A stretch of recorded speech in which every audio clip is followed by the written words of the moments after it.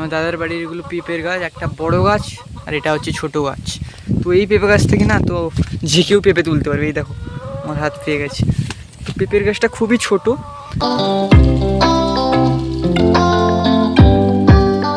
Hey guys, good morning, welcome back to my new another blog videos. তো বন্ধুরা, তোমরা সবাই কেমন আছো? আশা করছি তোমরা সবাই খুব খুব ভালো আছো।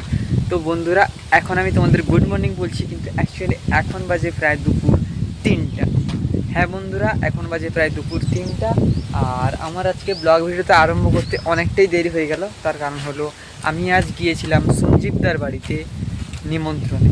মানে সঞ্জীবদার বাড়িতে আজ দুপুরে নিমন্ত্রণ খেতে গিয়েছিলাম, মানে হিন্দিতে যাকে বলে ভাই দাওয়াত। তো আমি ভাই আর আমার দাদা মিলে গেছিলাম দাওয়াতে, মানে দুপুরের ভোজ করতে আমরা সঞ্জীবদার বাড়িতে গিয়েছিলাম।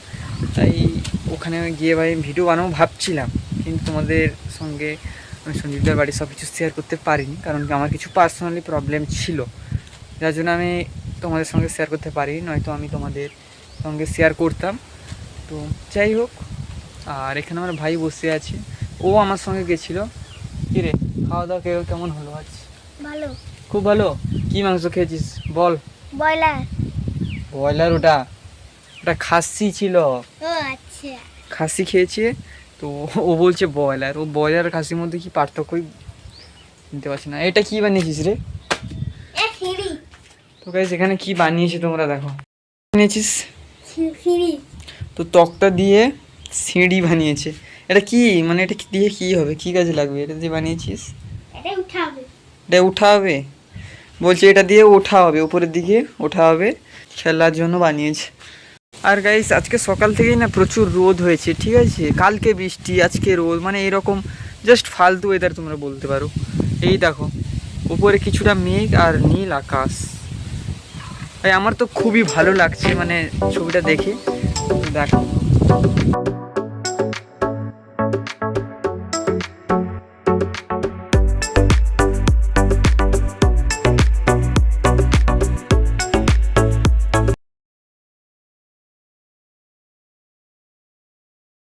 তো গাইস, তোমাদের চারিদিকের পরিস্থিতিটা কেমন লাগলো তোমরা প্লিজ কমেন্ট করে বলে জানিও। আর গাইস, আমি দেখছি যে এই কদিন তো তোমরা ভিডিও ভাই আমাকে ফুল সাপোর্ট করছো না। তো তোমরা ভিডিওটাকে ফুল ওয়াচ করো আর আমাকে ভাই প্লিজ সাপোর্ট করো, ঠিক আছে?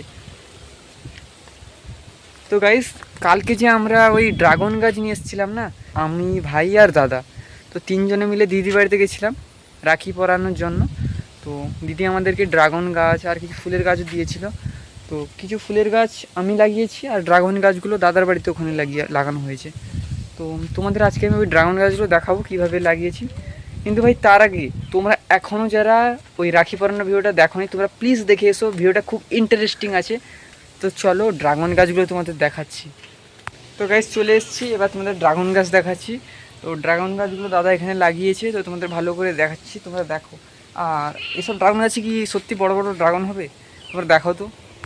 গাইস, এটা হচ্ছে একটা ড্রাগন গাছ। এই যে ড্রাগন গাছ, বুঝতে পারছো তো যে এটা ড্রাগন গাছ। তো এটা কি ড্রাগন হবে সেটা তো বলতে পারছি না, মানে গোলাপি ড্রাগন নাকি সাদা ড্রাগন। আর এখানে একটা লাগিয়েছে, আমার তো মনে হচ্ছে জল দিতে হবে। আর তো এইসব তো ফুলের গাছ দাদার বাড়িতে এমনিতেই আছে। তো এখানে একটা আর ওখানে একটা, টোটাল দুটো ড্রাগন গাছ দিয়ে দিয়েছিল, তো এখানে লাগিয়েছে। আর গাইস, আমি যেই বললাম এখানে দুটো গাছ লাগানো হয়েছে, আমার ভাই কি বলছে বলো তো? বলছে যে একটা গাছে হলে মানে দাদার বাড়িতে খাবে, আর একটা গাছে হলে আমার বাড়িতে খাবো। ও এইরকম বলছে। কি বলছে আরেকবার বল। একটা গাছে হলে আমার ঘরে খাবো, আর একটা গাছে হলে আমার দাদা ঘরে খাবে। বলছি যে একটা হলে আমার বাড়িতে খাবে, মানে আমার বাড়িতে খাবো, আর একটা দাদার বাড়িতে খাবে। আর গাইস, তোমরা দেখো, এটা আমার জেঠুর বাড়ির পেঁপের গাছ, মানে আমার দাদার বাড়ির এগুলো পেঁপের গাছ, একটা বড় গাছ আর এটা হচ্ছে ছোট গাছ। তো এই পেঁপে গাছ থেকে না তো যে কেউ পেঁপে তুলতে পারবে। এই দেখো আমার হাত পেয়ে গেছে।